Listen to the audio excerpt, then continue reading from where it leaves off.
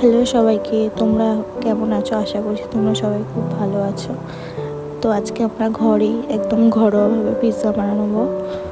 তো পিৎজা বানানোর জন্য এখানে মাংসটাকে একদম ছোটো ছোটো করে কেটে নিয়ে তার মধ্যে হলুদ, লঙ্কা, গোলমরিচ গুঁড়ো, সস, নুন দিয়ে মানে চিকেনটাকে মাখিয়ে নিলাম।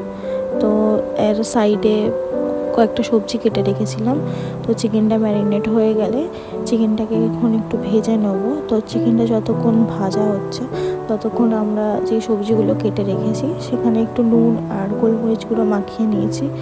আর আরেকদিকে পিৎজার ডো বানানোর জন্য যা যা লাগে সেটাও আমরা রেডি করে নিয়েছিলাম। তো সব করে নিয়েছি, এবারে চিকেনও রেডি হয়ে গেছে।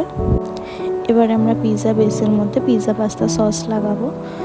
তো এটা হয়ে গেলে এরপর যা যা সবজি ছিল, পেঁয়াজ, ক্যাপসিকাম আর টমেটো, এগুলো সব দিয়ে তার উপরে চিকেন দিয়ে আর চিজ গ্রেট করে দিয়ে দেবো। তারপর আমরা পিৎজাটাকে নর্মালি মানে প্যানের মধ্যেই বেক করেছিলাম। তো অনেক ভালো খেতে হয়েছিল। এই দিন আমরা আর অনেকগুলো পিৎজা বানিয়েছিলাম। এটা আমাদের ফার্স্টটা ছিল। এটা মোটামুটি ছিল, কিন্তু তারপর যেগুলো বানিয়েছিলাম সেগুলো একদম ভালো খেতে হয়েছিল। তো তোমরাও চাইলে নিজেদের বাড়িতে এই রেসিপিটা ট্রাই করতে পারো। আর যদি এরকম আরও কুকিং ভিডিও চাও তাহলে আমাকে কমেন্ট করে বলতে পারো।